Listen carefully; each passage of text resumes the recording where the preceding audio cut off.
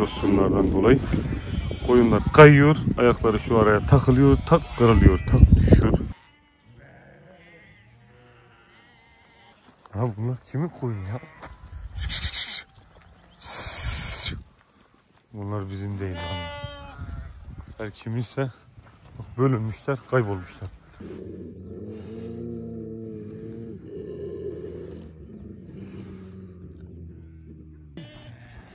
Oyla hırçı birbirlerine girdiler. Ayırana kadar biz perişan olduk. Hırçı bunun yanağını da biraz kopardı. Normalde insan kaybediyor koyunları. Bir de sis duman olsa ayvayı yedik.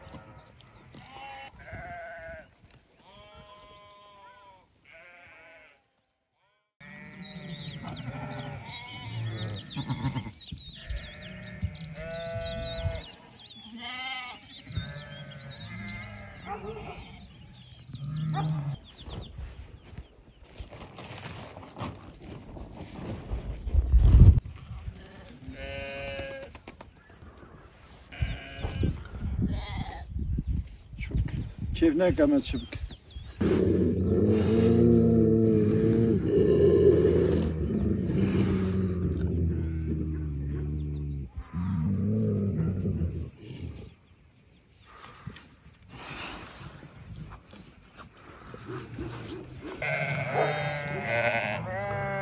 Bu gece sabaha kadar yağmur yağdı resmen. Yani dışarıda olsaydık su gibi olacaktı. Ne keçe kalırdı, ne battaniye, hiçbir şey kalmazdı.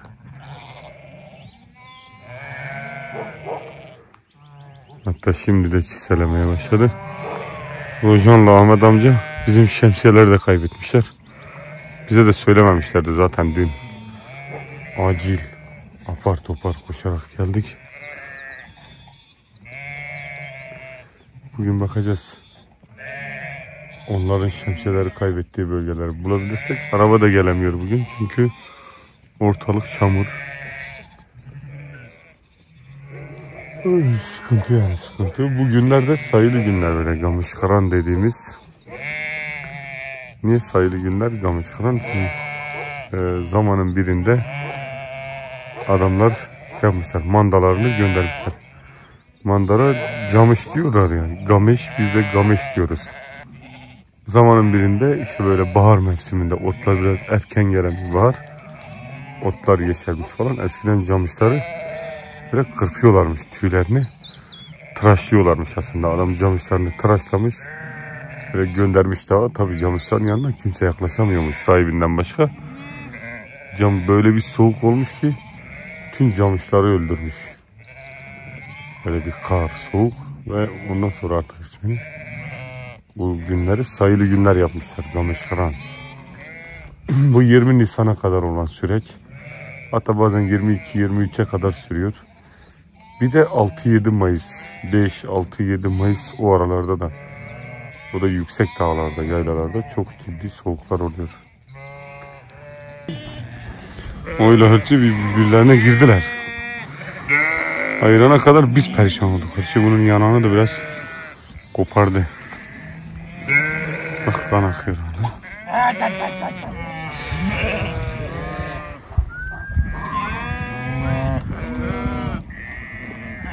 Ben Ahmet amca birimiz onu tutmuşuz. Ağızlar kilitlenmiş böyle. Ediyoruz etmiyoruz bırakmıyorlar ya. Of, o durumda şey olacak, böyle bir sprey olacak. Kulağına pıs. Böylece hemen bırakırlar. İşte sprey yok.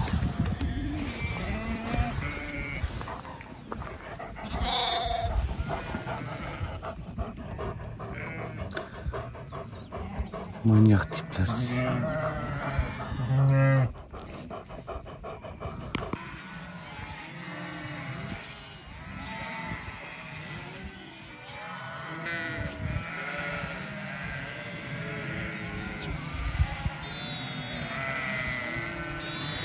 Bu da bizim Cemal dayının sürüsü.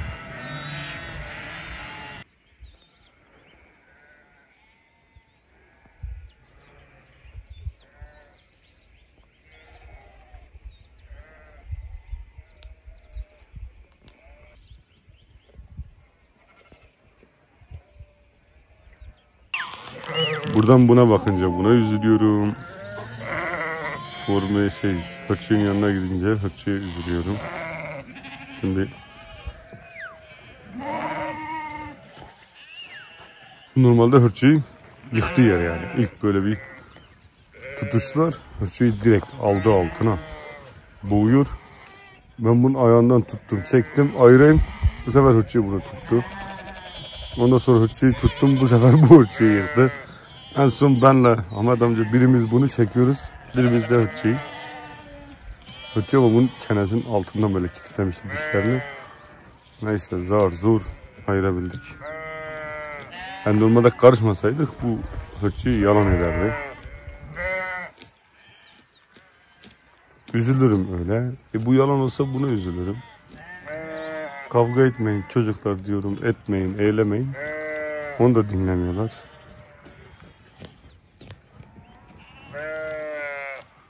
Bazen de kavga kaçırılmaz yani. Sis geldi, duman geldi, işte bu sakat.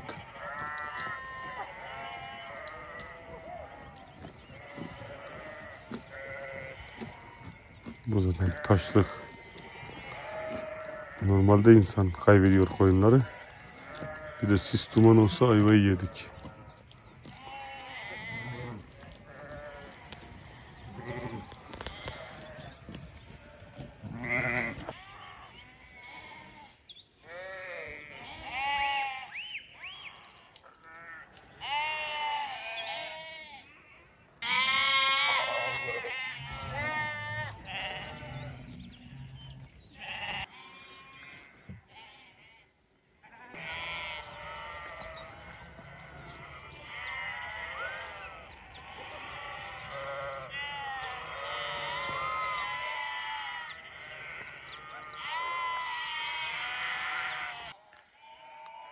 Bugün gene gün boyu yağmur gösteriyor. Yağmurda da koyunlar pek durmuyor. Çok canımı sıktı, üzüldüm ya. Formi'nin hırçı ile boğuşması çok üzdü beni ya böyle. Bir de hırçı onun böyle boynunun böyle çenesinin altını da yaralamış. Baktıkça böyle bir tuhaf oluyorum yani ya.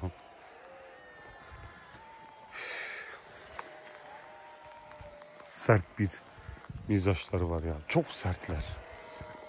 Kabullenemiyorlar yani böyle birlikte var. İlla ki biri birine boyun eğecek yani. Aslında hırçı buna boyun eğiyordu da bu gene durmuyordu. Forme gözü de hafif biraz şişmiş. La oğlum sen durmadın da. Sana dedim dur. Forme dur. Akşama kadar kurur, bir şey olmaz, yarın ölecek. Tamam mı? Yapma bir daha, tamam mı? Kavga etme, tamam mı? Tamam mı? Tamam. Güzel var ya, güzel böyle kışlar falan var işte, ben biliyordum bu hırçıyla kavga edecekler. O yüzden boynuna takmadım. Onu artık birkaç gün sonra güzel bir hışt, güzel bir tasma, tamam mı kız? Sana ayarlayacağım, söz. Gel.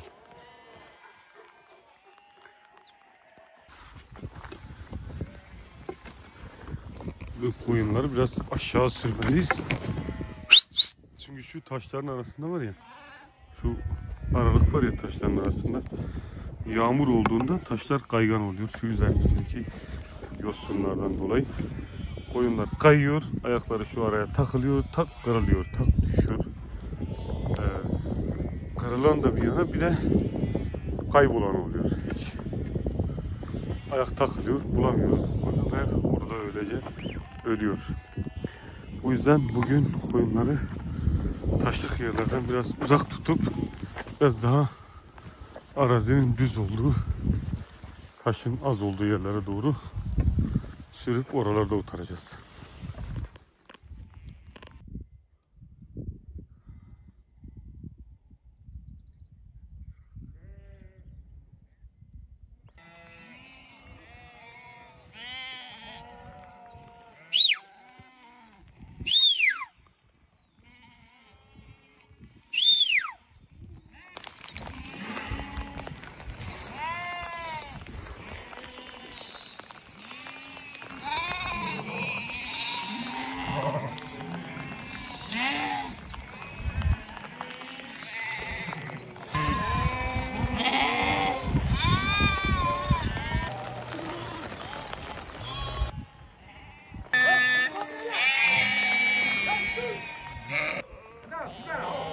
Hani?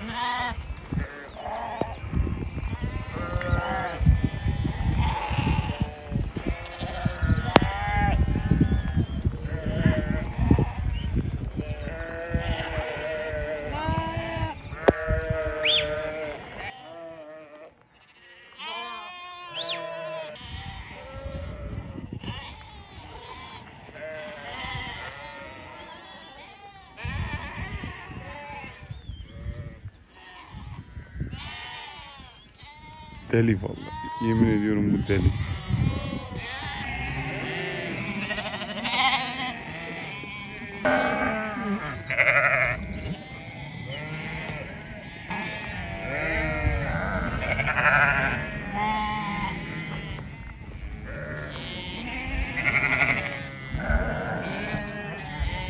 Yağmurda böyleler koyunlar işte.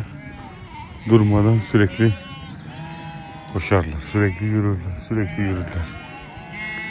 Pek otlamazlar. Onun açıklaması da işte ısınmaya çalışıyorlar aslında.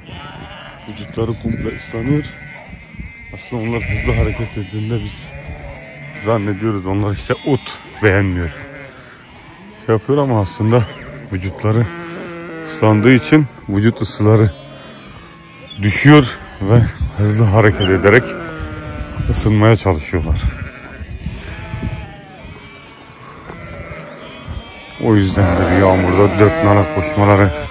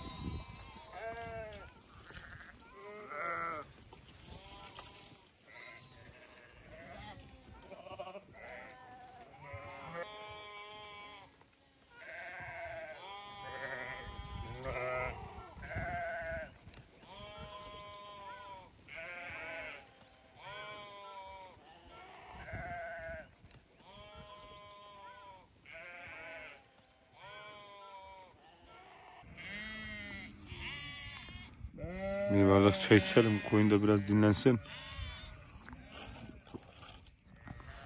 Ağıl da şey olmuş. Biraz çamur olmuş, biraz zık olmuş. Bu gece dışarıda yatıracağız. Koyunlar onun için pek yatamamış, yorgunlar.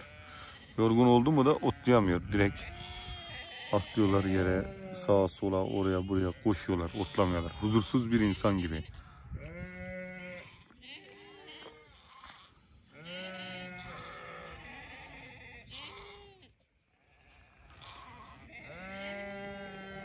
Oradan ne kar yağmış ya.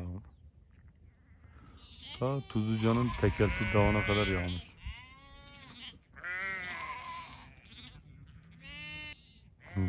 Allah yardım etsin bu köyleri böyle kar altında kalanlar.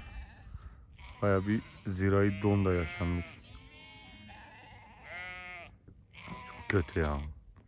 Geçen izledim baktım. Haberlerde vardı. Amasya'da bir adamın böyle başak vermiş arpası. Kar düşmüş üzerine ve hep yanmıştı. Soğuktan yani yanmıştı.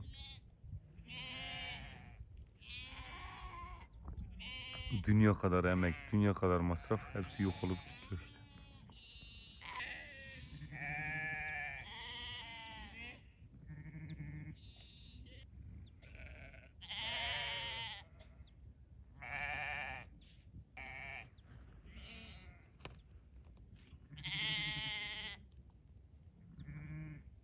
Kötü tarafı bizim ekmeğimiz bitti. Köpeklerin ekmeği bitti. Kahvaltılıklarımız falan da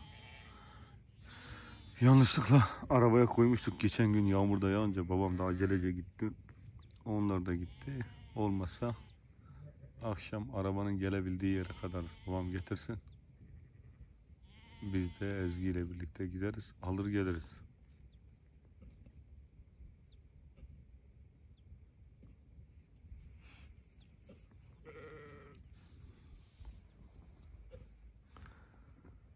Şurada nasıl kar yağmış ya? Şu Tuzluca'nın köyleri var ya, ne kadar acayip kar yağmış. Şu Çiçekli'nin tepesi, Kenzek, Üçkaya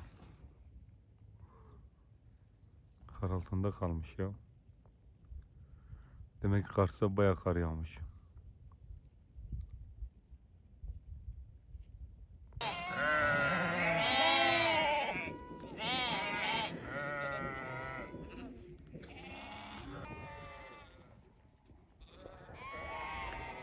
Formüle iz sürmeye katılırsa demek ki Formül iyi bir sürü koruma köpeği. İz sürüyorlar. Bu bazen tavşan izi oluyor, bazen kurt izi oluyor. Eğer palaz ciddiye almazsa, Hank ciddiye almazsa demek ki tavşan izi falandır. Palaz genellikle kurt izine karşı havlar. Aha, palaz da orada. Önemsemiyor fazla.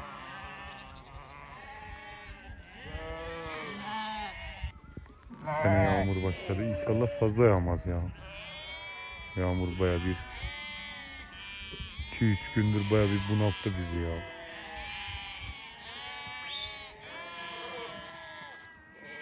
Evet, çocuklar orada.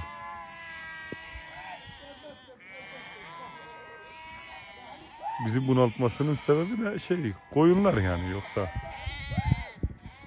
koyunlar durmuyor sağa sola, oraya buraya. Mehame mehame.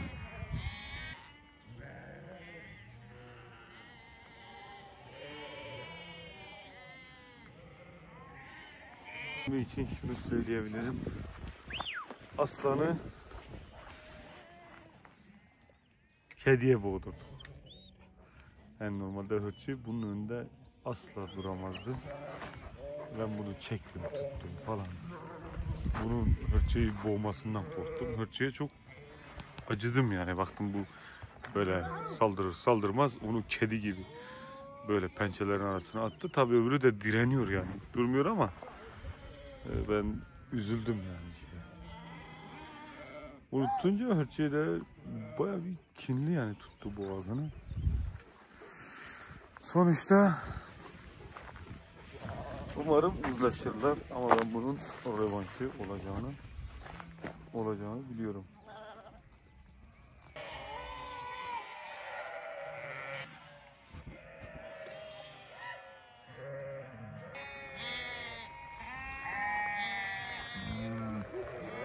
Yağmur bizi perişan etti ya. Koyunlar durmuyor. Her biri bir taşa atlıyor. Bir şeye giriyor.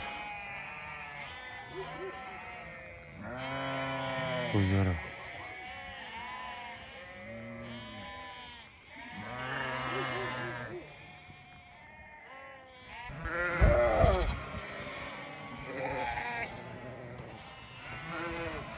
Kışı bir dert, yazı bir dert. Meraya çıksan bir dert, çıkmasan iki dert. Ay.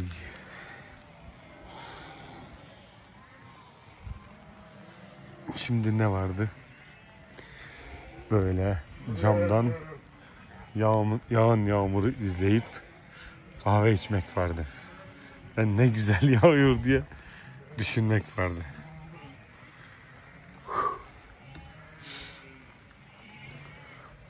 Koşullar işte. Şeyi belirleyen hep koşullardır aslında.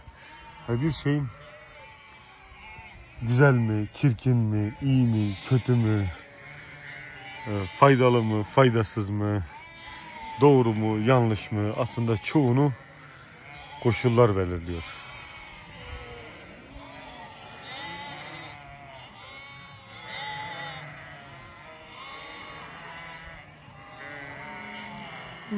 Yüksek kesimlerde de bayağı kar yağmış ya.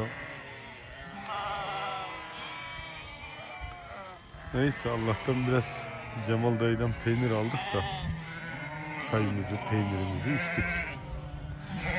Peynirimizi yedik. Akşama kadar idare edeceğiz artık. Gidi. Gel oğlum, gel. Ne kadar şirin, ne kadar güzel. Gel. Anasının oğlu, gel buraya. Gidi. Gidi. Oğlum gel, tamam, seni kandırdım bir kere, kusura bakma. Gidi. Gidi. Bak. Gidi. Sen kafanı da okşayayım bari. Uy. Şu kafası kaşınıyor. Gel. Bunun ismini Aram koyacağım, Aram. Gidi. Tegecan değil. Aram ve bunu kimse yemesin. Bu kalsın bizde, büyüsün. Gidi. Hoppala. Gidi. Gidi.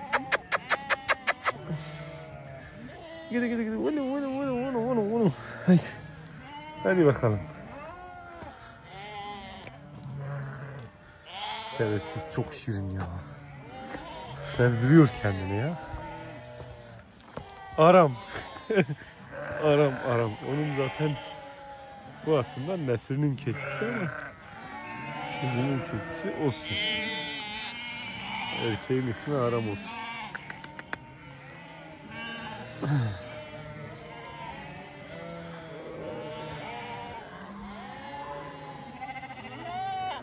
Oho! Hadi akşam olsun da yatalım ya.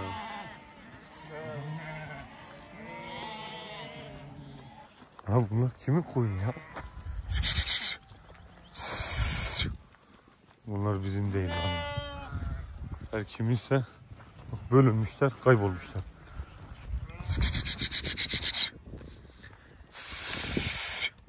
Bakalım buralarda sürü var mı? Kes! Onların sahibini arayacağız. Aynı bizim koyun geçen nasıl bölünmüştü, aynı bu da öyle bölünmüş.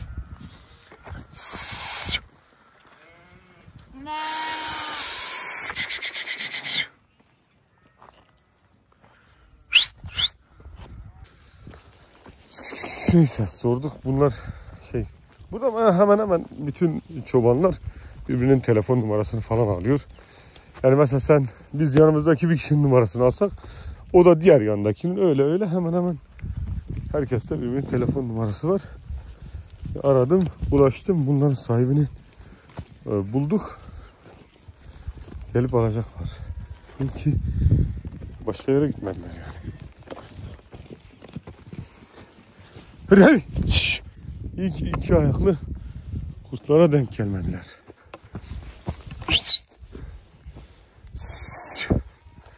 Onların koyunları da bu tarafta. Hadi.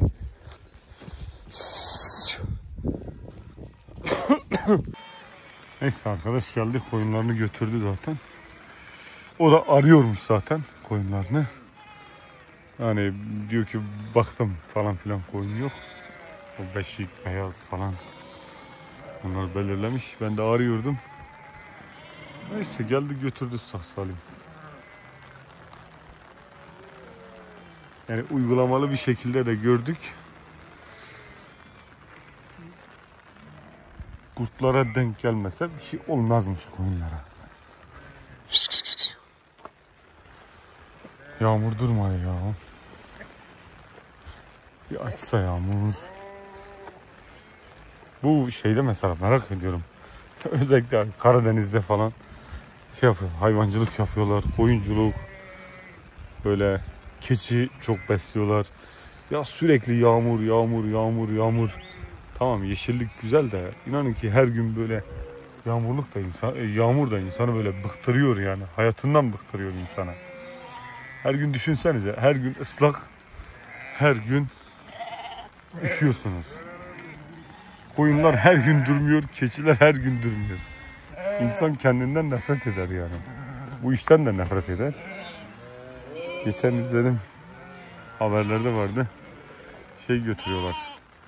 Onlar da işte Artvin'de göç ediyorlar. İşte bizim gibi kışlalardan biraz daha farklı yerlere, meralara göç ediyorlar. Bir tanesi yorum yapmış altına, demiş ya adamlar işte diyor ki hani çoban da bulamıyoruz. Kendimiz yapmasak artık hiç kimse yapamaz bu işi. Kıt kanaat ya, zaten geçindirmeye çalışıyorlar. Oradan bir tasarruf, buradan bir tasarruf, bu işi sürdürmeye çalışıyorlar. Bir tanesi demiş ya işte bunlar çok terbiyesizler. Bunlar işte ahlaksızlar. Bunlar geliyorlar işte hiçbir şey dinlemiyorlar. Geliyorlar bizim geliyor. Bu kafam şeye takıldı. Bunun kışlığına takıldı. Kış genişlemişse düşürür. Yok. Bunlar işte hiçbir şey dinlemiyorlar. Fındık bahçelerini, çitleri kesiyorlar. Fındık bahçelerinin içinden geçiyorlar falan. Ama ona karşı şey yapanlar var yani yorum ya. İnsanlar hayat mücadelesi veriyor orada. Sen hala diyorsun yok işte fındık bahçem, yok şeyim. Baktım koyunlar günlerce böyle asfaltta, yolda gidiyor. Çünkü şey yok yani. Bu konuda gerçekten ciddi çalışmalar olmalı. Çalışma yapılmalı. Özellikle hayvanların göç yolları. Gerekirse bazı yerlere köprüler yapılmalı. Dinlenme falan, onlar çobanlar için sorun değil. Hani çobanlar onu aramıyor. En azından hani sıkıntısız bir şekilde böyle aman araba girdiği içine, aman köylülerle kavgaya tutuşacağız, aman bahçenin içinden değil böyle. Nasıl ki devlet bir yerden bir karayolu geçiriyor, bir güzergah belirliyor. Kimin tarlası marlası varsa da parasını da verir. Sonuçta kamuya hizmet değil mi? O da kamuya hizmet, bu da kamuya hizmet. İşte yapabilir bunları. Belirli yollar, belirli güzergahlar, göç yolları. Mesela bizim Iğdır gibi bir ilden ta Erzurum'a kadar, Kars'a kadar, oradan işte Van'a kadar, Ağrı'ya kadar, Ağrı'nın bölgelerine kadar belli göç yolları belirlenebilir.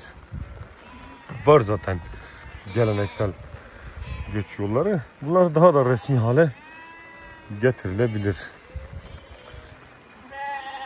Velhasıl kelam arkadaşlar, bu iş gerçekten de az kazandıran, çok yoran bir iş. Bu işte aman yok para kazanacağım, yok işte bu kadar kuzu bu kadar para eder, bu kadar para kazanırsın falan gibi hesaplarla insan giderse bir bakarsın işin sonunda elde para yok. Dersek ya para nereye gitti? Para samana gitmiştir. Para arpaya gitmiştir. Para ota gitmiştir. Para meraya gitmiştir. Para yaylaya gitmiştir. Para çobana gitmiştir. Para veterinere gitmiştir.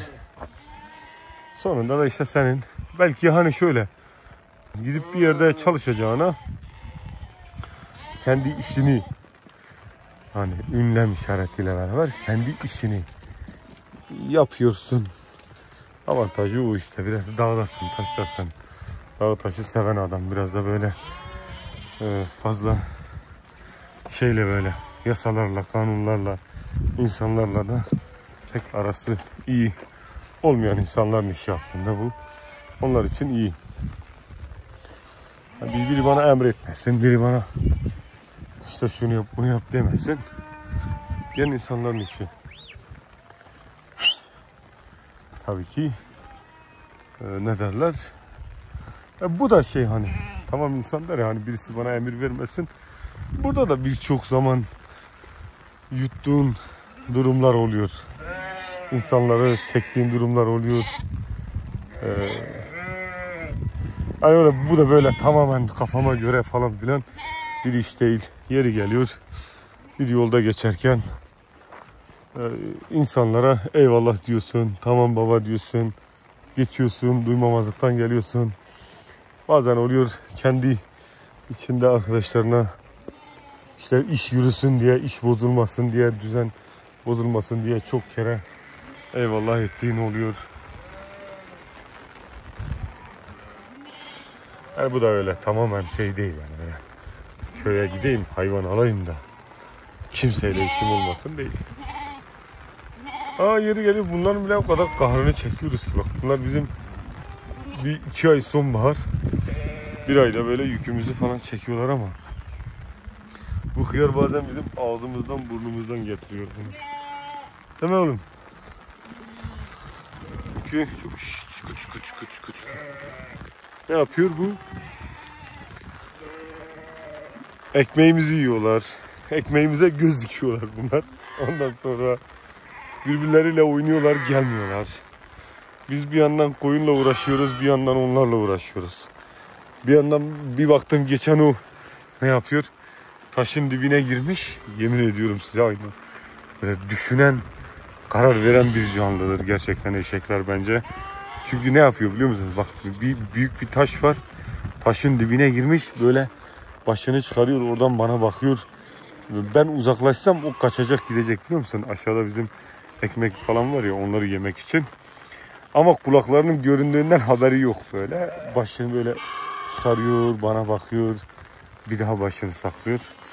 Ama bilmiyor ki kulakları sallanıyor dışarıda.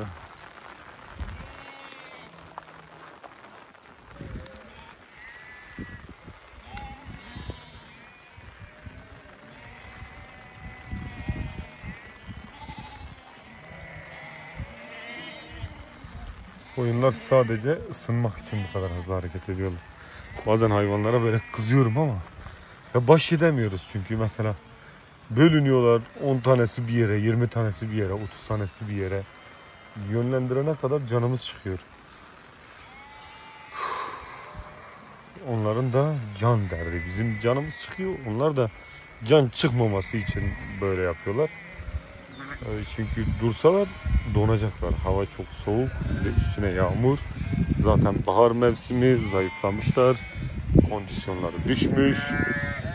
Ne yapıyorlar? Onlar da yürüyerek vücut ısılarını korumaya, yükseltmeye çalışıyorlar. Eskiden çok kızardım böyle. Hızlı hareket ettiklerinde. Sonra bunu öğrendiğimde olan dedim demek ki adamlar can havliyle yapıyormuş bu işi. Yani gıcıklık değil bu. Dursalar ölecekler.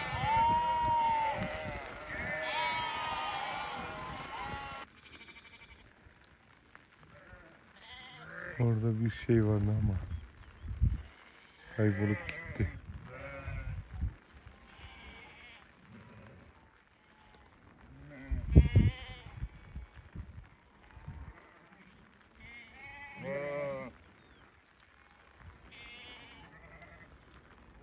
Ya küçük bir kurttu. Havada bak. Ya da büyük bir tilki. Vay seni çakal. Tilki bu.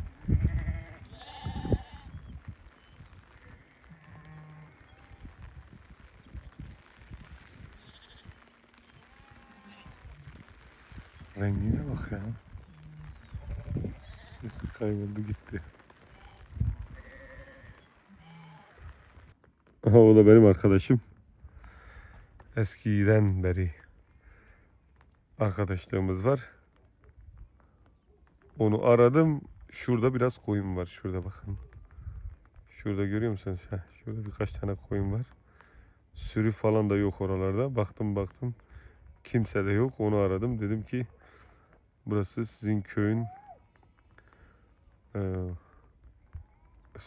arazisi.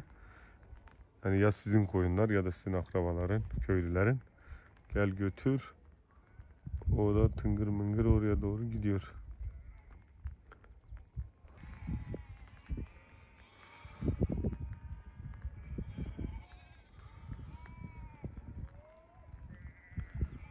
Neyse o gördü koyunları. İşte böyle yağmurlarda çok fazla dikkatli olmak lazım.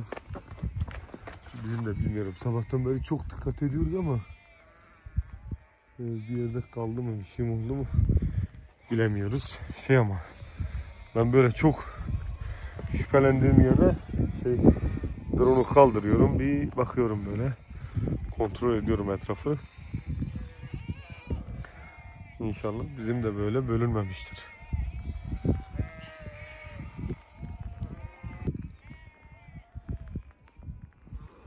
Orada kaç tane koyun işte. Var bir 4-5 tane.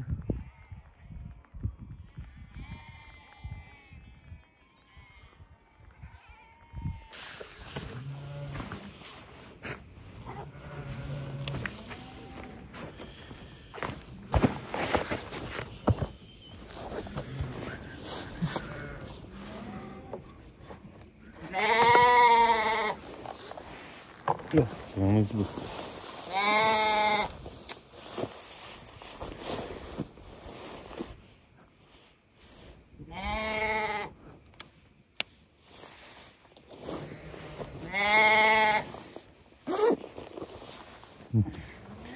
Yastığımız bu. Bu da battaniyemiz, değneklerimiz, ayakkabılarımız. Şunu hafif böyle yapalım. Normalde böyle altıma battaniye almazdım ama soğuk ve yanlarım ağrıyor ya. Şu ay.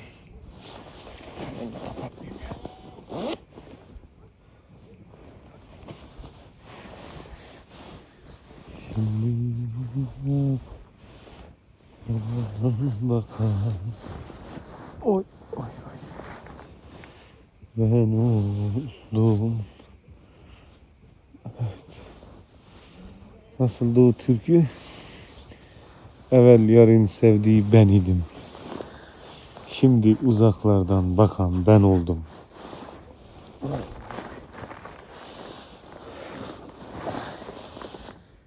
Şöyle bu gece koyunları ağla koymadık. Etrafı çevriliyor var ya, oraya koymadık çünkü orası çok çamur olmuş, çok ıslanmış. Koyunların tırnağı için iyi değil. Bir de koyunlar orada yatamıyor gece.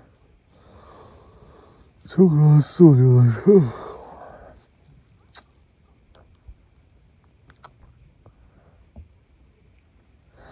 Keşke böyle mesela, böyle var ya hani dışarıda yatmak falan mesele değil. Böyle hani kafayı vur sabaha kadar böyle kaygısız yatmak. Şimdi mesela yatacağız, birazdan bakacağız. Koyun kalkmış sağa sola falan. Kontrol edeceğiz. Kurt gelecek. Oh. Birçok sorunumuz var sabaha kadar. İnşallah sorunsuz, koyunların bizi rahatsız etmediği bir gece geçiririz.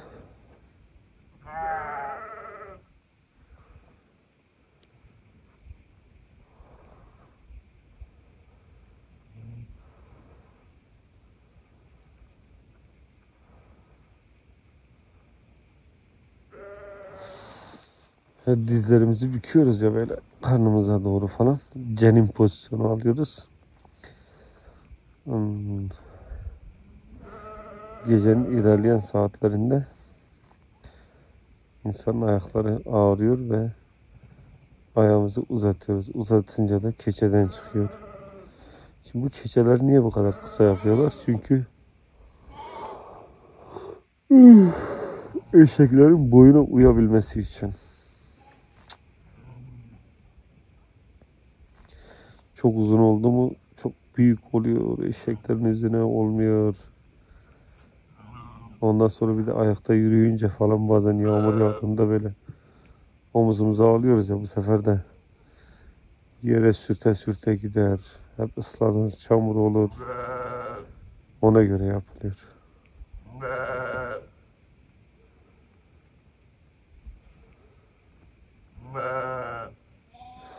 Bir de keçe rahat uyuma yeri değil mesela.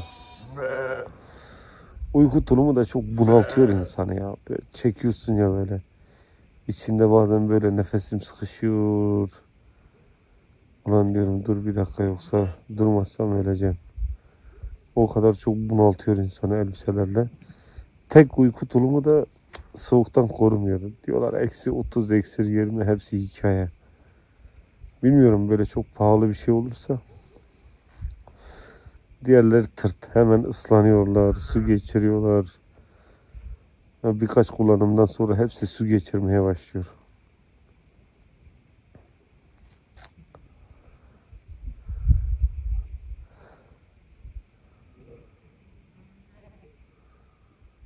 En iyisi gene geleneksel yöntemler.